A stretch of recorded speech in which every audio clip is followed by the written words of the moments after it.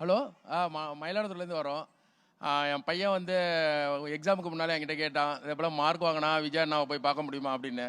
நீ கண்டிப்பாக மார்க் வாங்கப்பா, கண்டிப்பாக அவங்க கூப்பிடுவாங்க அப்படின்னு சொல்லி சொன்னேன். 10th ஸ்கூல் தேர்டு வந்தான். அப்போ அவனுக்கு வாய்ப்பு இல்லை. இந்த வாட்டி அவன் வந்து ஸ்கூல் ஃபஸ்ட்டு வந்தான். அதனால் அவங்க கட்சி ஆஃபீஸ்லேருந்து ஃபோன் வந்துச்சு. அவங்க ஹரிங்கிறவர் ஃபோன் பண்ணாங்க, அப்புறம் பிரபஞ்சன் ஃபோன் பண்ணாங்க, இதே போல் கூப்பிட்டாங்கன்னு. அவனுக்கு ரொம்ப ரொம்ப சந்தோஷமாயிடுச்சு. அப்புறம் நாங்கள் எல்லாம் ரெடியாகி அங்கே வந்தோம். எப்படி ஒரு கட்சி விழா எப்படி நடக்க போகுதுன்னு எங்களுக்கு தெரியாமல் வந்தோம். அப்போ வந்து இந்த மாவட்ட செயலாளர் அப்போ தான் நேற்று நைட்டு தான் பார்த்தோம். அவங்க கோபி அப்படின்னு சொல்லி சொன்னாங்க.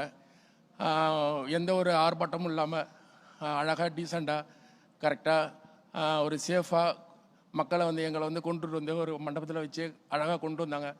மற்ற இது மாதிரி இல்லாமல் எங்கள் குடும்ப விழா மாதிரி இது இருந்துச்சு.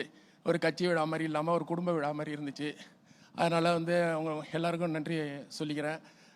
ரெண்டாவது, நம்ம ஒரு பஸ்லேயோ ட்ரெயின்லேயோ ஏறினாக்கா 1 மணி நேரத்தில் போய் ஊர் போய் சேர்கிற இடத்துல ஒரு 10 நிமிஷம் நிற்போம்.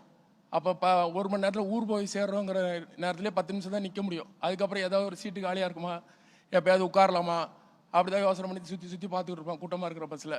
இப்போ ஒரு தளபதி வந்து காலையில் 10 மணிலேருந்து சாயங்காலம் 6 மணி வரையிலும் நின்று மாணவர்களுக்கு ஒரு புன்னகையோட மைக்கு கேட்டால் கொடுத்து அவ்வளோ கஷ்டத்துலேயும் நின்று எவ்வளோ இடுப்பு வலி கால் வலி இருக்குங்கிறது எங்களுக்கு தான் தெரியும். ஏன்னா நான் காய்கறி கடை வச்சுருக்கோம். காலையில் 6 மணிலேருந்து நைட்டு 11 மணி வரலும் நாங்கள் நிற்கணும். நின்னாதான் அதோட வழி தெரியும். அதனால் அவங்க வந்து அவ்வளோ கஷ்டப்பட்டு நின்று மக்களுக்கு வந்து ஒரு ஆர்வமாக சலிக்காமல் இந்த மேடையில் நின்று கொடுக்கறதுனால தான் வருங்காலத்தில் அவங்க வந்து சலிக்காமல் மக்களோட சலிப்பு இல்லாமல் ஒரு நல்லாட்சி அவங்களால வழங்க முடியும் அப்படிங்கிறத நான் பெருமையாக சொல்லிக்கிறேன். ரெண்டாவது,